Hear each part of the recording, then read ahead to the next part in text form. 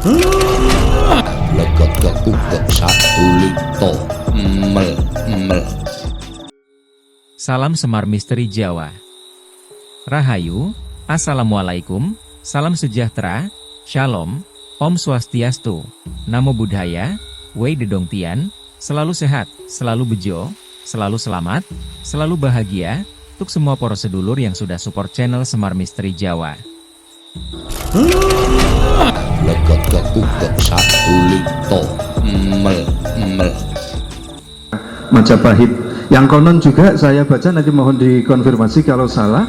Majapahit itu kan yang kita kenal ya 13-14, abad 13-14, tetapi ada satu kalimat yang pernah saya baca, sesungguhnya keraton itu dibangun di atas sebuah artefak yang lebih lama dari Majapahit itu. Monggo kalau saya salah dikoreksi Pak Andan. Monggo saya persilakan Pak Andan. Terima kasih. Assalamualaikum warahmatullahi wabarakatuh.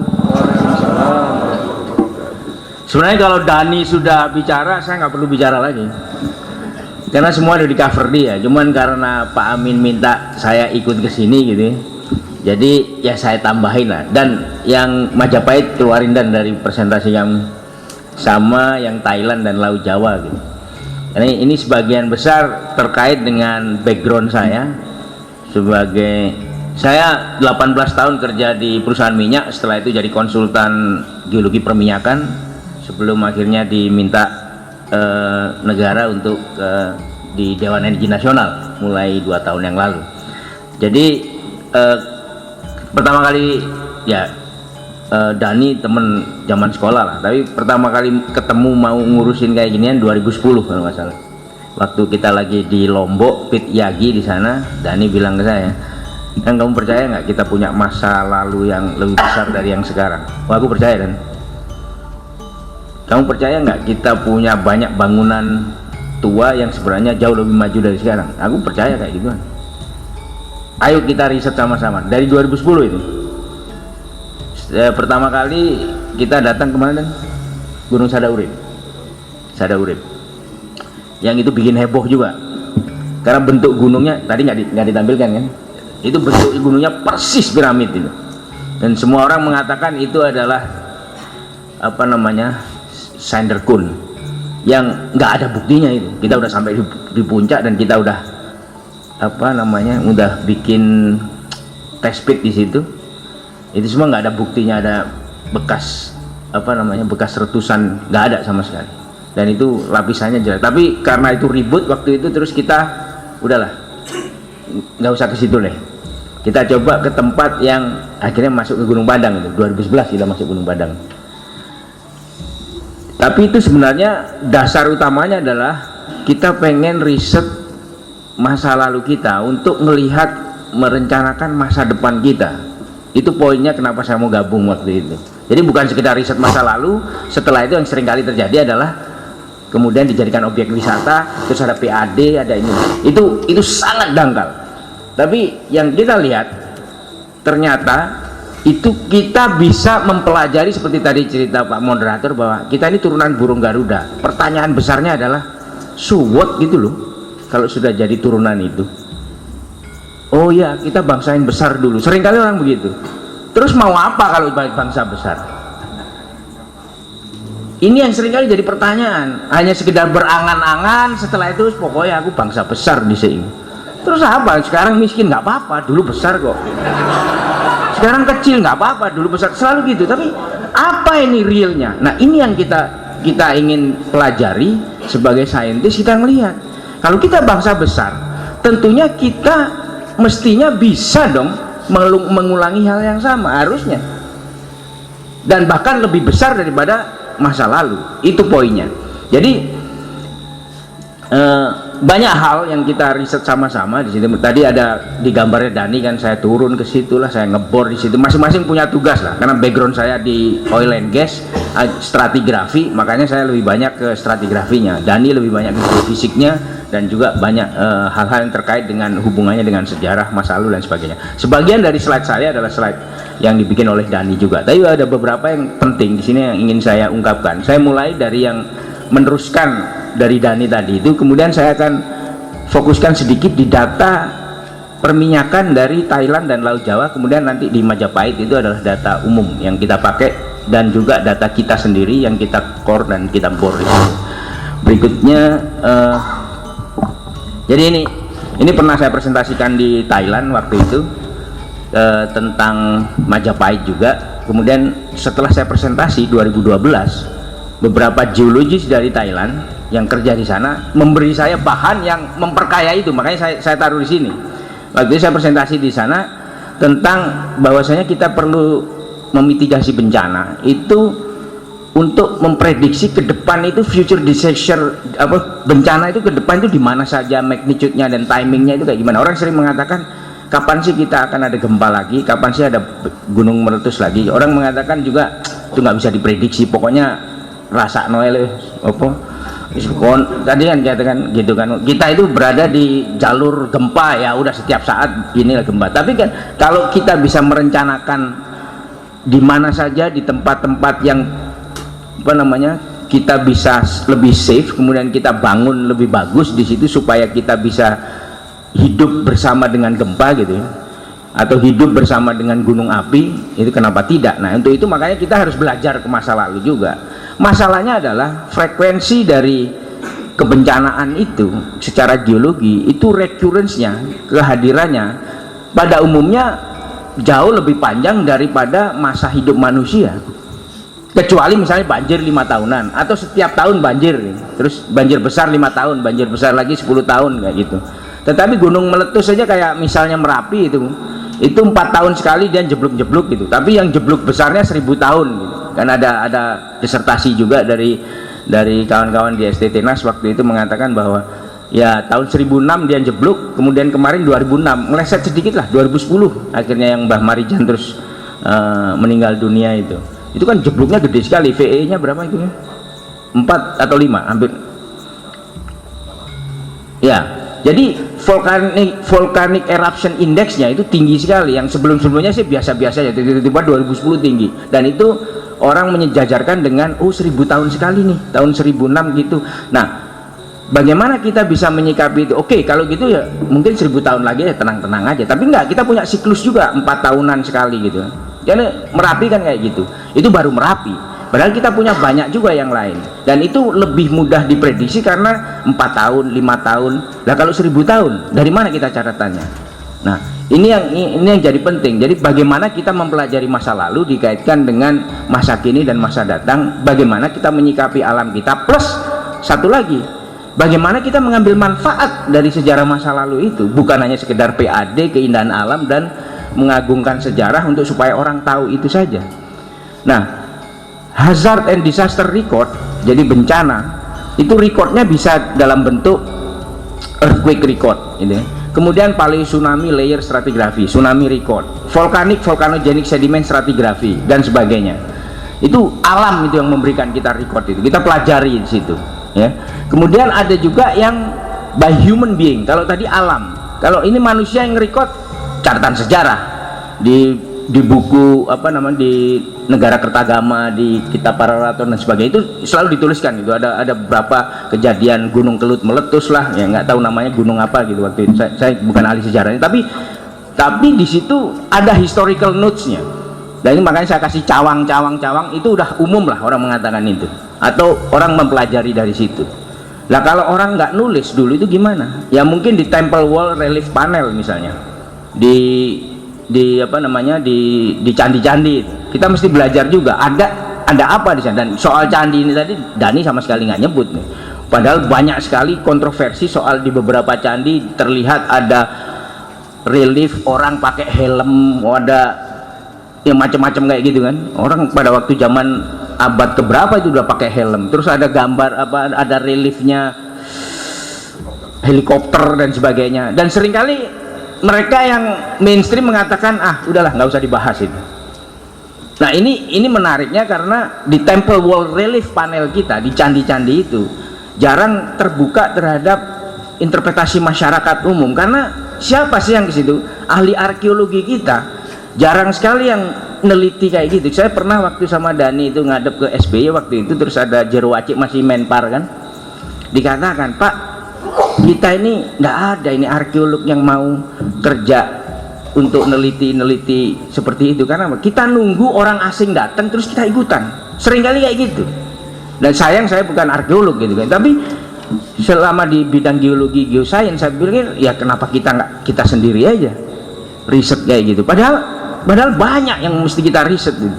Kemudian juga prehistoric hieroglyph misalnya kayak jadi cave painting dan sebagainya, itu semua secara aktif ditulis oleh manusia dan tidak terlalu banyak dari kita yang meneliti itu. Yang baru-baru ini saya baca di National Geographic itu, yang edisi Indonesia yang bulan ini atau bulan kemarin itu di daerah apa namanya, di Semenanjung Mangkaliat, jadi cave painting di sana itu banyak yang riset di situ, cuman nggak terintegrasi gitu. Terus apa artinya di masa lalu dan datingnya seperti apa, dan dating itu barang yang sangat umum dilakukan di geologi, jarang dilakukan di arkeologi. Yang saya lihat itu orang hanya menyebandingkan saja. Makanya ketika kita masuk di sini kita lihat itu semua bisa di dating kok sebenarnya, pakai karbon gitu. Nah, bagaimana dengan passive record? Itu bisa manusia yang bikin tadi itu. Tetapi kalau manusia nggak bikin, itu bisa sebenarnya dari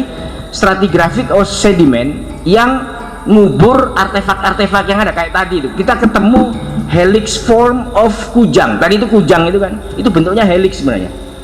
Jadi kalau dipakai rumusnya sih, tadi nggak dipresentasikan oleh Dani, tapi ini apa namanya, ini hak intelektualnya Pak Bagus Endar. Dia itu bisa merumuskan, itu merupakan rumus helix itu. Jadi kayak putaran gitu. Jadi orang zaman dulu yang bikin itu sudah tahu rumusan itu tadi sampai V22/7 aja dia tahu. Dan itu terkubur di lapisan berapa? 5.200. Di bawah 10.000 lapisannya. Dari mana? Dari dating tanahnya kita. Artinya ini sesuatu yang luar biasa, dan ini yang saya katakan kita bisa melihat record itu dari stratigrafinya sebenarnya, dan teknologi of human being reflected in artifact. Lah kalau teknologinya dia bisa tahu phi, bisa tahu helix form formula, lah kayak gimana teknologi seperti pada waktu itu kita harus pelajari. Ini poin saya yang kedua tadi, bukan sekedar untuk PAD, bukan sekedar untuk bangga-banggaan kita ini pernah turunan orang besar, tapi kita ambil dari situ. Kita ambil dari situ, kita tidak mulai dari nol, kita ambil dari situ, kita kembangkan. Itu poinnya sebenarnya. Nah, ini yang seringkali saya ceritakan kemana-mana supaya kita sadar bahwa kita punya sesuatu yang besar yang kita harusnya bisa manfaatkan, bukan sekedar untuk pariwisata dan sejarah titik gitu. Kalau kita lihat tadi sudah diceritakan oleh Pak Amin bahwasanya di kita ini seismotektonik mapnya luar biasa, itu berkerumun, itu namanya seismik apa namanya seismicity kita. Ini negara dengan paling banyak seismic activity, plus kalau kita lihat gunung apinya ngerentep itu 129 nih. Gunung api aktif itu. Pada saat yang sama itu gunung sekarang lagi meletus kan di Bromo, terus di sini, terus di kemarin itu di Soputan dan sebagainya. Orang terus bertanya, kok baru sekarang ini Pak ya ini aktif? Enggak, sejak dulu itu aktif terus. Cuman karena sejak tahun 2004 ada gempa tsunami itu, setelah itu ada SMS, ada WA, ada apa. Jadi beritanya jadi terus menerus. Tapi dari zaman kapan apa itu terus ada kayak gitu, dan setiap hari itu bisa 3 sampai 4 gunung api meledos di Indonesia itu. Nggak ada negara sehebat Indonesia aktivitas gunung api dan tektoniknya sebenarnya. Nah, ini yang akhirnya membuat ini tadi ada Toba disebutin Dani kan, Krakatau 1883, Tambora 1815, kemudian tsunami juga. Pantai kita mungkin 90.000 km itu rawan tsunami semua, itu ada merah-merah itu semua itu.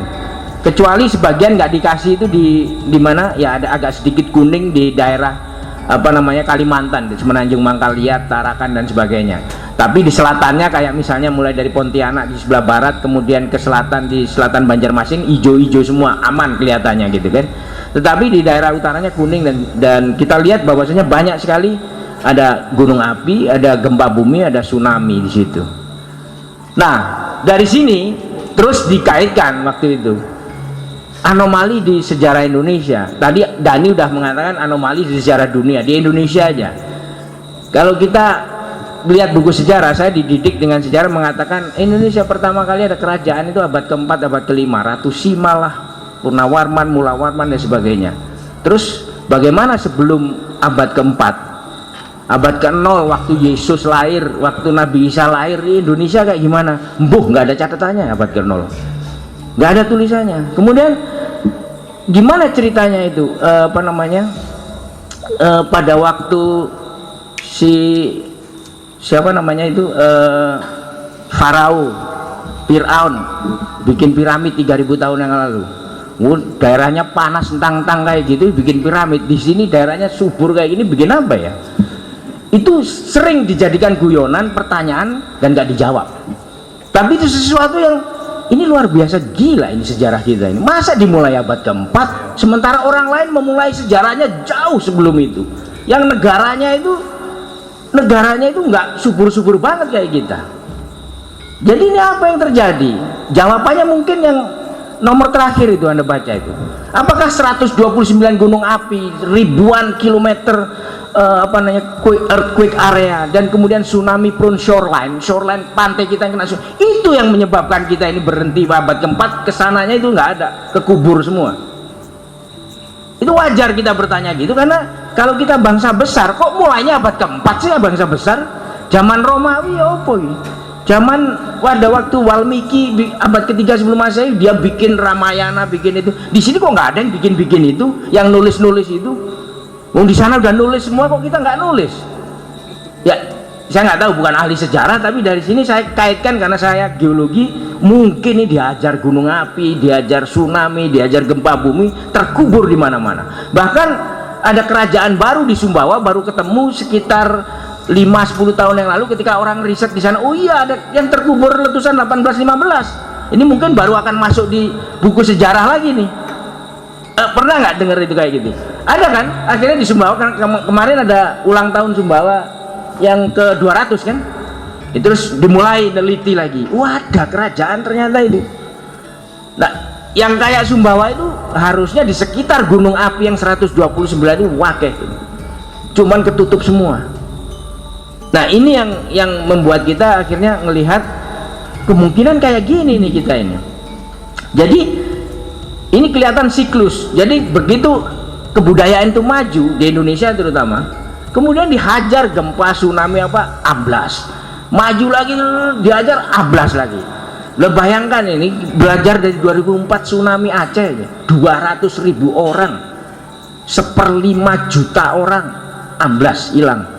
Bayangkan itu kalau terjadi ribuan tahun yang lalu, dan nggak ada orang Aceh pergi ke Jakarta, nggak ada orang Aceh kemana-mana, orang Acehnya cuma di sana aja, hilang semua sudah, nggak ada apa-apa. Jadi dari situ kita lihat, apalagi kebudayaan Aceh kalau nggak ada yang pergi, nggak ada yang melestarikan, hilang kebudayaan Aceh, hilang yang begini-begini itu hilang semua, karena orangnya mati semua di sana. Tapi karena sudah ada yang datang ke Jakarta, udah ada yang kemana-mana, akhirnya yang di Jakarta, oh yuk kita lestarikan gitu. Jadi dari sini kita melihat bahwa sebenarnya ada yang maju juga, kemudian kena hajar kayak gitu, hilang sama sekali. Makanya saya terus di tulisan saya kasih ke Pak Amin, jangan-jangan yang di tahun 1006 itu Gunung Merapi meletus, jeger kayak gitu, nutupi Borobudur itu. Borobudur kan dikatakan terakhir abad ke-8 kan, Sailendra, iya kan, yang bikin Sailendra itu. Tapi setelah itu ketutup tahun 1000, ketutup dan baru kebuka lagi tahun 1800 Raffles. Ya sebenarnya rakyatnya udah tahu semua di situ, cuman karena ada Raffles nulis ya, karena nulis dia, ya Raffles lah yang nemu kan. Setelah itu dipugar 1800 sekian gitu kan. Nah, tapi poinnya adalah nggak ada apa-apa setelah dia terkubur. Teknologi bikin bangunan seperti itu harusnya waktu bikin itu kan yang namanya Gunadarma kan sebenarnya ininya, ya arsiteknya Gunadarma. Namun dia pasti nggak sendirian lah, ada asistennya, ada ininya, ada teamwork banyak, dan itu orang pinter semua lagi, ada engineer-nya, ada pekerja-pekerjanya. Nah begitu kekubur gunung api mungkin ya, pada waktu itu mungkin ada sekolahannya juga itu sebelum tahun 1000 itu. Mereka tetap bangun di mana-mana. Begitu kekubur gunung api, ya sudah mati semua, habis Kemarin aja Jogja kayak gitu, apalagi VEI, jadi Volcanic Eruption Index kemarin 4 kan, yang di tahun 1006 itu Volcanic Eruption Indexnya 6. Jadi kebayang seperti apa hancurnya di daerah sekitar situ, ketutup lah itu. Nah karena ketutup itu udah hilang semua itu, asrama-asramanya, orang-orangnya udah perish semua. Nah setelah itu mungkin beberapa tahun kemudian ada orang yang pergi dari situ pada waktu ke mana, ke Surabaya nggak kena lah ini. Habis itu balik lagi ke sana, waduh udah mati semua orang di sini. Begitu udah mati semua lah, dia dulu kebetulan waktu zamannya Gunadarma di situ dia bagian bikin cobek. Nah makanya di situ teknologinya teknologi cobek lagi. Iya kan, di sana cowek muntu itu kan banyak kan. Patung itu diajari orang Bali itu. Saya dikasih tahu orang ini, mereka mulai bikin patung lagi itu sejak sekitar 20 tahun yang lalu itu. Jadi ini perlu diteliti juga bagaimana teknologi pengetahuan apa namanya. Kalau kita bilang kearifan lokal itu pasti kearifan lokal dong. Orang bikin bangunan segitu gede, itu hilang begitu aja. Sekarang arsitek dari Muntilan ya mungkin adalah beberapa orang gitu ya. Tetapi itulah akibatnya yang kita katakan ya itu tadi, pola dia maju hancur, maju hancur, maju hancur. Terus kenapa bangunan-bangunan dan arsitektur misalnya di Spanyol misalnya itu kok abad-abad misalnya abad ke-8 masih ada semua, bahkan abad-abad ke-7 ke-6 masih ada semua, di kita nggak ada. Ya karena mereka jauh dari gempa, mereka nggak ada gunung api, ya aman saja. Makanya tempat-tempat yang jauh dari disaster source kayak gitu mungkin kebudayaannya bisa maju sampai dia ke sini sampai ke arah sini. Nah kita selalu diajar balik lagi. Nah poinnya adalah kalau kita bisa temukan yang sudah tinggi itu, kita jangan mulai dari rendah lagi, tapi mulai dari sini naik ke sana. Itu poinnya sebenarnya. Jadi kita pelajari apa peninggalan dari teknologi masa lalu untuk berangkat dari situ. Nah ini adalah apa namanya? Jadi filosofi tentang kebudayaan dan teknologi yang nggak linear. Lah kalau sejarah kita sejarah linear, dulu purba, sekarang modern. Kalau pakai konsep ini, dulu purba 1, modern 1, purba 2, modern 2, purba 3, modern 3, purba 4, modern 4, dan seterusnya sampai ini purba 25, modern 25. Nah kalau kayak gitu yang tadi Dani mengatakan, karena purba modern Toba meletus jeger, purba modern lagi Maninjau meletus jeger, purba modern lagi Tambora meletus jeger, kayak gitu. Itu untuk seluruh Indonesia 129 gunung api. Jadi itu poinnya adalah to discover ancient culture civilization, untuk melihat selain menstudi dia untuk kedepannya, untuk prediksi, selain itu kita juga harus pick up apa yang ada di situ. Ya, ada beberapa yang saya ingin tunjukkan riset area ini tadi yang pernah kita lakukan, salah satunya di Trowulan itu ada Sadahurip, ada Batu Jaya, ada Gunung Padang di Banda Aceh. Tapi metodologinya tadi sudah ditunjukkan oleh Dani, banyakkan geologi awal masuk, setelah itu arkeolognya lebih detail. Ini tadi sudah ditunjukkan oleh Dani dalam bentuk yang lain. Ini dari Dani Hilman juga. Jadi kita melihat bahwa sejarah itu juga ditentukan oleh disaster di Aceh ini. Jadi kerajaan baru muncul itu setelah ada disaster besar, ya. Kita bisa lihat di situ. Ini ada di papernya Dani juga. Kerajaan baru muncul, disaster besar. Di buku kamu di buku dia apa namanya, Atlantis itu dituliskan ini kalau mau referensinya yang lebih detail itu. Dan terakhir adalah tsunami Aceh, kerajaan baru muncul yang namanya Undang-Undang Aceh, ya kan? Undang-Undang NAT itu 2004. Disaster, setelah itu DOM selesai, jadilah pemerintahan baru. Jadi selalu berulang seperti itu, ya. Nah, ini untuk menunjukkan bahwa ada siklus, hubungannya siklus bencana dengan kerajaan di Aceh ini, ya. Kemudian bisa jadi perubahan iklim yang drastis, bisa jadi bencana alam skala besar, ya. Siklus turun naiknya karena dilanda bencana katastrofi berulang-ulang di Indonesia, itu yang terjadi. Kenapa abad keempat nggak ada sebelumnya? Sebenarnya ada. Di mana? Kekubur di pinggir-pinggir pantai, kekubur di gunung-gunung, terkubur banyak. Salah satunya yang tadi itu kayak Easter Island. Ternyata kalau digali masih ada 4 meter, 5 meter, 6 meter, 7 meter, karena ada yang ngubur dia. Ya? Nah ini yang tadi saya ngulangi yang punya Dani, perkembangan populasi dan peradaban manusia itu nggak linear. Ada Toba, dia jatuh lagi tuh. Populasinya 95% manusia mati waktu itu, cek turun lagi, terus naik lagi. Jadi nggak bisa dibikin linear. Kalau lihat sejarah geologi, jadi kita harus lihat sejarah geologi baru lihat ini nggak linear ini. Dan bumi di geologi itu dibentuk oleh ketidakselarasan selalu gitu. Dan ketidakselarasan itu artinya apa? Katastrofi, bencana. Seperti dikatakan tadi, dinosaurus mati kabeh, kenapa? Meteor hancur. Ada manusia nggak waktu itu? Nggak tahu kita. Tapi ada juga rumor yang mengatakan ada juga sih manusia pada zaman Jurassic waktu itu. Mungkin mereka kalah sama dinosaurus. Timplok. Nah ini kita baru ngomong ini 10.000, 150.000 di grafik ini. Tapi bumi itu berulang-ulang seperti itu. Jadi dia mengalami di ilmu stratigrafi mengalami high stand, setelah itu ketidakselarasan, low stand, kemudian naik lagi high stand, ketidakselarasan, low stand. Bumi dibentuk dengan siklus perkembangan, pertumbuhan, kehancuran, pertumbuhan, kehancuran, pertumbuhan, kehancuran, pertumbuhan, kehancuran. Nah sejarah mainstream itu enggak cuman purba, modern. Nah ini kan bertentangan sebenarnya antara sunatullah di bumi dengan sejarah mainstream kita. Ini yang saya pengen ungkapkan ke kawan-kawan, karena ini semua saintis. Saya katakan bahwa mari kita gali lebih dalam. Jangan-jangan sejarah kita itu kayak gitu, purba modern, purba modern, purba modern. Akhirnya apa? Pada waktu Walmiki bikin cerita Ramayana, Walmiki itu bukan orang sembarangan lagi. Dia bilang Anjani sama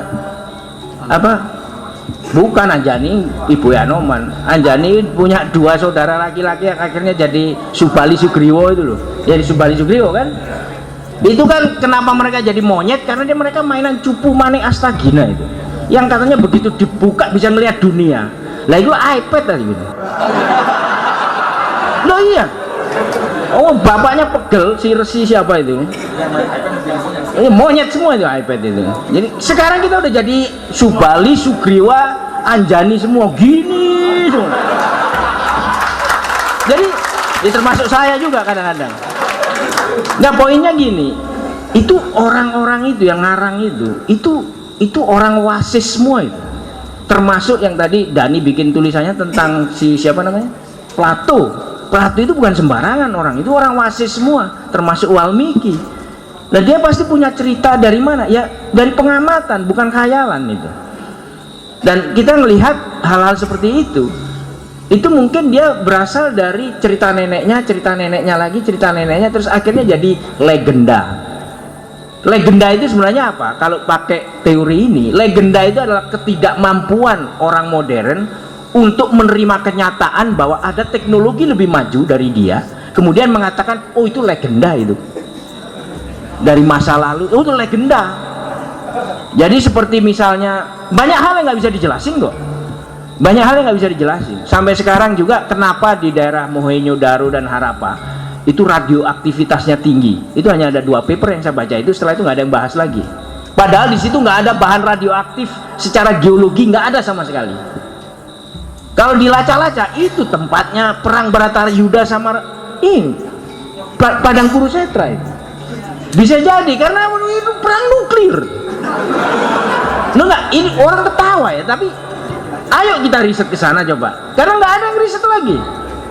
Itu radioaktivitasnya tinggi sekali daerah situ. Itu hanya salah satu. Itu banyak yang harus kita jelaskan bukan hanya di luar, di Indonesia aja. Yang akhirnya saya sama Dani juga pergi ke tempat-tempat yang tadi juga tuh. Bagaimana orang bisa ngukir granit sebegitu presisi, dan orang mengatakan, oh zaman batu orang itu waktu itu digosok terus kayak gitu. Wah tangannya nggak ngetel gosok itu kayak gituan. Sampai ya nggak mungkin. Mungkin mereka udah pakai laser, kayak gitu. Kita juga nggak tahu. Cuman orang mengatakan, oh itu 2.500 tahun yang lalu karena bentuknya sama-sama dengan Easter Island, sama dengan ini. Datingnya juga nggak tahu. Jadi poinnya adalah, ya kita coba buka lah ini, bahwa bumi sejarahnya nggak linear.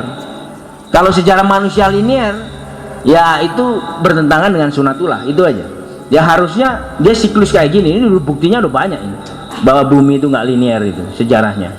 Nah, saya nggak akan mengulang lagi apa yang dijelaskan oleh Dani tadi. Ini tadi ya ini bahwa air laut naik itu tadi. Ini saya mau menuju ke Sundalen nih sekarang ya. Air laut kita naik itu sampai 120 meter itu menggenangi Sundalen. Di mana sih Sundalen itu? Ya yang menghubungkan daratan yang menghubungkan antara Kalimantan, Sumatera sama Jawa. Semua geologis yang lulus dari S1 itu pasti udah tahu itu bahwasanya zaman es dulu itu gajah itu bergerak dari sana kemari ya. Kalau ada gajah atau orang bisa jalan kaki dari Sumatera ke Jawa ke Kalimantan. Kalau enggak ya nggak bisa lulus karena itu adalah namanya lempeng Sunda, lempeng Asia di situ.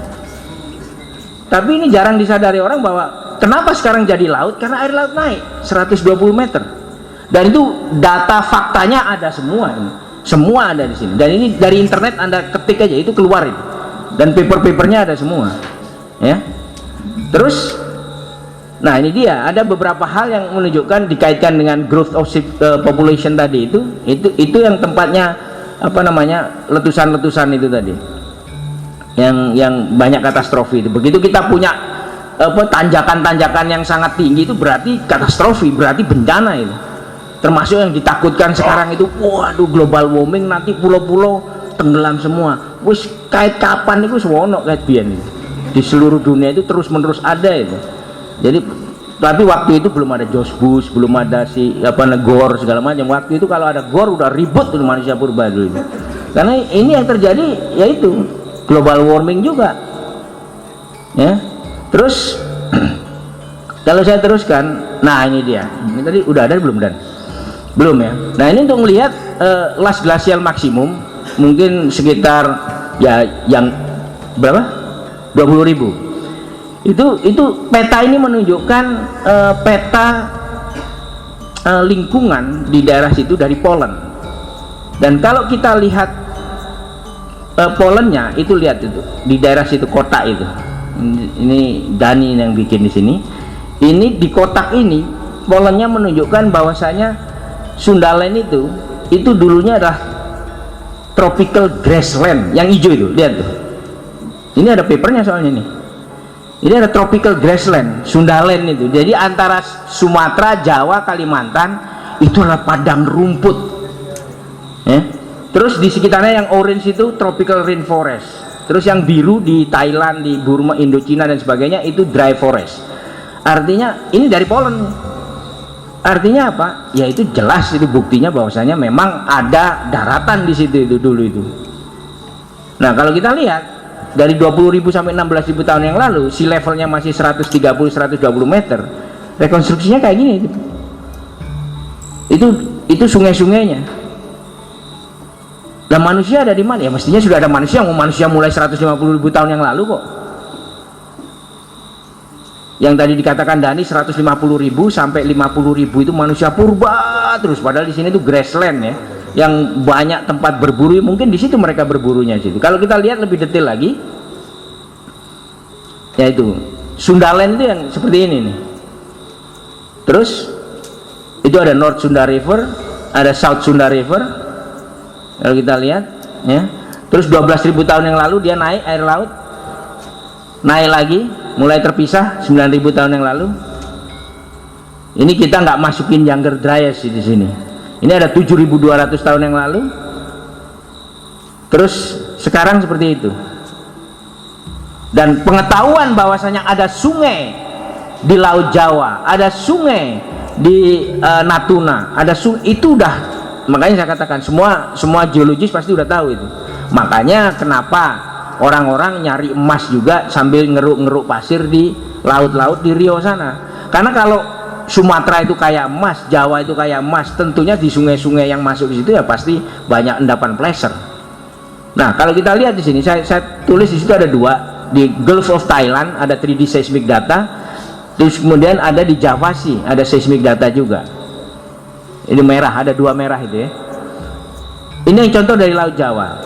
Kalau kita lihat, ini 3D seismic, makanya saya karena background saya di apa namanya di oil and gas, di data di oil and gas kayak gini tuh banyak sekali. Di Laut Jawa, di utaranya Pulau Seribu ini, itu ada sungai itu di kedalaman cuman sekitar 50 milisecond yang saya katakan di atas ini nih. Ini sungai ini. Sungai itu kalau dikeruk ya isinya ya endapan-endapan sungai. Dan itu kalau di dating umurnya sekitar 11.000 12.000 tahun. Artinya apa ya? Benar dulu itu memang daratan semua di situ. Ya.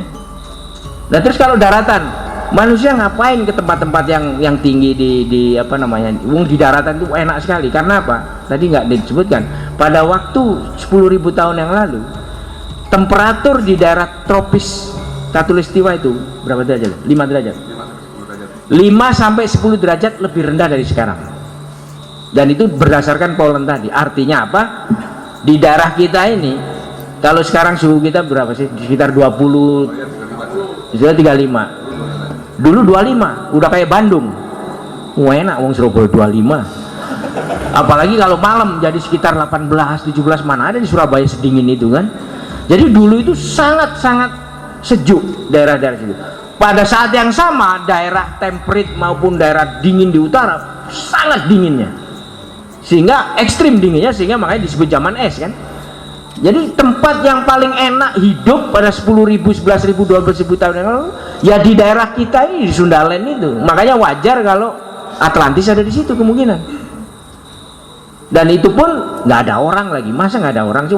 Jelas-jelas kita ini punya 150.000 tahun yang lalu ada orang gitu. Masa di daerah situ orang nggak ngapa-ngapain, cuman berdiri terus masuk ke gua lagi. Jadi agak aneh gitu loh.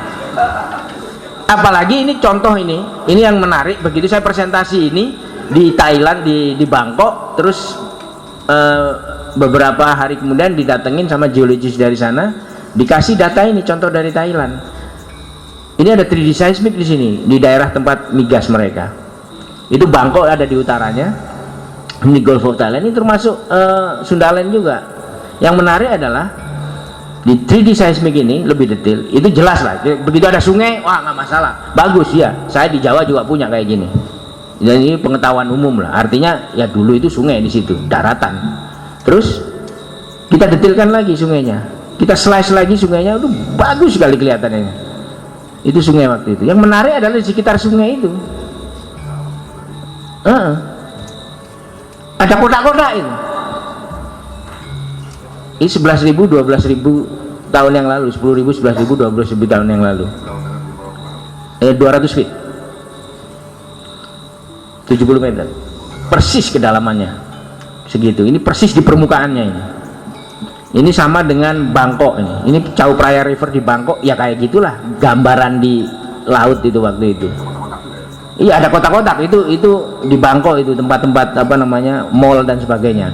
Ini ada kotak-kotak juga di D itu. Nanti saya tunjukkan itu. Kalau kita time slice itu ada channel di situ, ya. Nah, lihat itu kotak-kotak itu. Yang sungai utamanya jelas kelihatan kan, ada kuning, ada general flow direction, ada tulisan saya tulis kayak gitu. Ini keterangannya saya nulis waktu itu. Terus kalau kita lihat itu ada pattern yang aneh di situ. Apa itu? Begitu kita lihat seismiknya, kok aneh, ini kedalamannya cuma 1 meter. Ini karena high resolution seismik. Masa iya sih sungai-sungai 1 meter? Ini apa sebenarnya? Ini 200 feet present day water depth, jadi sekitar 70-60 meteran di bawah permukaan laut ini. Nah, setelah kita lihat, this is irrigation system built by man lebih dari 10.000 tahun yang lalu. Yang ini membuat teori bahwasanya manusia itu mulai bertani, itu lebih dari 10 kurang dari 10.000 tahun itu udah gugur itu. Kalau memang benar ini irrigation, tapi polanya itu non geologis ini. Polanya ini benar-benar pola aneh, yaitu pola irigasi. Dan kalau kita lihat, mana tadi? Ya mereka sebenarnya udah hidup di situ dan bikin pertanian. dan ini against mainstream. Nah itu dia yang saya ngitung kedalamannya itu, dia non geological, dia kedalamannya cuma 1 meter. Nah ini dia 1 meter 2 meter, nggak sampai 8 meter 9 meter harusnya sungai-sungai biasa. Ini cuma 1 meter, nantinya digali orang, digali semua. Nah dari situ terus saya ke Majapahit. Jadi dari 2 cerita itu tadi sebenarnya bagi anak geologi sudah nggak perlu ribut, ya bener ada di situ. Tapi saya pengen nunjukin ke masyarakat umum, terutama kaum intelek juga, it's a real thing, fakta bahwasanya Jawa, Sumatera, Kalimantan itu 10.000 tahun yang lalu waktu zaman es itu tempat yang paling enak dan orang bertani lagi di situ. Cuman nggak ada catatan sejarahnya semua, nggak ada catatan sejarahnya semua. Dan pada saat yang sama orang kepanasan di gurun sana bikin bangunan segede Alaihim itu, di sini nggak ada apa-apa. Lah kan aneh ini. Terus gimana dong? Ya udah kita teliti aja di laut. Mungkin mereka terkubur semua, berbaring di tengah-tengah laut semua gitu, mayat-mayatnya. Cuman kita nggak ada arkeologi laut kita. Nah ini kanal yang sama kita akan ngomong di Kerajaan Majapahit nih. Waktu itu kita tertarik dengan istilah kanal-kanal Majapahit. Masalahnya ada yang mengatakan kanal itu dipakai untuk perahu-perahu itu. Ini ngapain, udah daratan seenak-enak kayak gitu terus dibikin kanal supaya untuk komunikasi perahu-perahu itu. Aneh. Daratannya kan enak itu di Mojokerto itu kan. Naik kuda enak, naik kuda terus naik perahu itu. Ngapain gitu, mau ke istana naik kuda naik perahu. Nggak jelas ini. Kita pengen lihat ini apa sih urusannya ini kanal-kanal ini. Katanya ada kanal di situ, tapi coba kita lihat deh. Jadi di Trowulan sekitarnya itu 70 km dari Surabaya, Anda udah tahu semua di situ. Nah, misteri kanalnya itu dituliskan di situ. Itu ada yang nemukan dari Belanda, saya lupa namanya, tapi udah ditulis di museumnya juga ditulis itu. Kanalnya mana aja sih? Nah ini dari museumnya ini, ya. Itu ada kanal-kanal yang dibikin di sekitar daerah situ yang biru-biru itu. Nah dari Google juga kelihatan itu, dia biasanya hijau sekali kanal-kanalnya itu. Sebagian jadi sawah, malah digambarkan di di situ sebagai biru itu di peta saya ambil dari dinding di museumnya. Fungsi kanal itu sebagai apa sih? Transportasi, nggak aneh deh, atau benteng pertahanan atau mitigasi bencana. Kita coba lihat ini, jadi hipotesisnya seperti itu. Kalau transportasi masa iya sih pakai kanal gitu, atau pertahanan supaya musuh datang ke situ terus nggak ya kejebur gitu lah, terus langsung ditumbai. Tapi dari sini sebenarnya kita nemuin sesuatu yang aneh. Tadinya mau neliti kanal itu kayak gimana, ya nanti saya tunjukkan temuannya gimana. Data dan faktanya adalah kalau kita ambil dari komplek Gunung Arjuno, ada komplek Penanggungan di situ, terus itu ada lokasi kotak hitam itu, terus saya kasih buletan. Nah itulah lokasinya Trowulan itu di situ. Saya ambil bentang dari A ke aksen, dari pinggiran gunung komplek Arjuna itu, dari daerah tinggian itu ke sungai ke Kali Brantas, ya. Itu kalau saya bikin section jadinya seperti ini. Jadi ada beda ketinggian yang cukup besar, jadi sekitar 30 meteran, 25-30 meter ke Sungai Brantas di situ. Dan dataran banjir Brantas itu cuma sampai di daerah yang kita outline itu, yang saya outline di situ, ada titik-titik di tengahnya itu. Nah kalau kita lihat itu ya mungkin bukan banjir yang bikin ini sampai ke Trowulan itu ngubur semuanya itu, kemungkinan dari Gunung Penanggungan ini. Terus kita lihat, kita bikin auger. Ini augernya dibantu oleh Amin waktu itu dari sini. Tahun 2012 kalau salah. Kemudian dideskripsi hasil bornya. Kemudian kita amati juga singkapan. Ini orang lagi di sebelah ujung itu orang bikin bata, bukan bikin bata, menambang bata. Jadi ada bata-bata yang ditambang sama mereka itu di bawah itu. Itu bata itu ditambang, sudah jadi nggak bikin dia. Itu ditambang itu. Ini yang menariknya waktu itu saya, kok ada bata di bawah sini? Gimana ceritanya ini? Jadi bata itu ada di mana-mana, dan dari bata itu kita coba untuk dating sebenarnya. Nah, selain itu kita juga bikin coring dan survei GPR di sini. Ada beberapa titik. Poinnya adalah ini survei GPR itu sepanjang coring sepanjang area kita survei GPR supaya untuk kalibrasi, dan itu kita usahakan crossing kanal. Selain itu kita juga datang ke beberapa situs, kita coba lihat pakai GPR dan kita coring di situ. Ini di stasiun Segaran, di coring kita menghasilkan ada pasir, ada endapan sungai, kemudian ada ada beberapa indikasi dari bata juga di situ. Nah, ini ada makam panjang di situ, yang setelah kita GPR itu nggak ada apa-apanya makam panjangnya. Kemudian ada endapan sungai di sekitar makam panjang, di atasnya ada bata lagi, jadi ditutupi, dan ini adalah di ujung dari salah satu kanal yang kita teliti.